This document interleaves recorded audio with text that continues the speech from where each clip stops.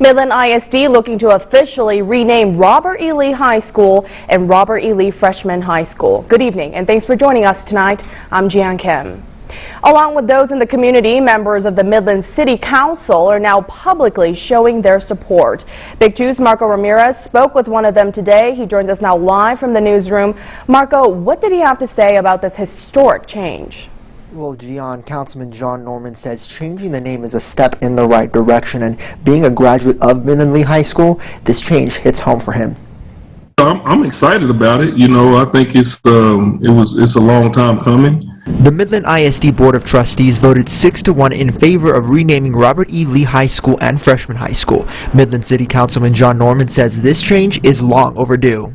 That's one thing Midland has been, kind of behind on is changing. Midland doesn't like to change, but I think change is good. Not all Midlanders agree on renaming Midland Lee. Norman says he's received backlash from the public. It's going to be backlash. It's going to be people that's mad, but I think doing the right thing overcomes all of that. Norman says he understands the frustration and sympathizes with them, but Norman believes the name of a high school should not define where Midlanders came from. I did graduate from there. I had a great time there, but it wasn't the name of the school that made the memories that we have there. I tell people all the time, if we'd have been the Midland Mud Buckets, I would have had the same pride in the school. As for a new name, Norman thinks the high school doesn't have to be named after a person.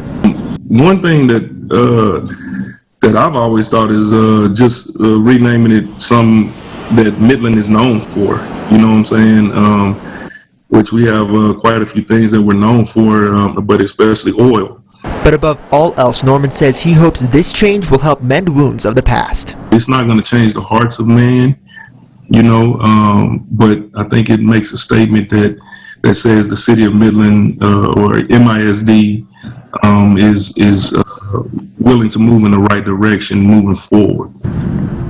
And the Midland ISD School Board also voted to create a citizens committee. It will be made up of parents, students, and alumni from both campuses. They will come up with 1 to 3 recommendations to the superintendent, who will then send it to the board for final approval in October. Reporting live in the newsroom, I'm Marco Ramirez, Big 2 News.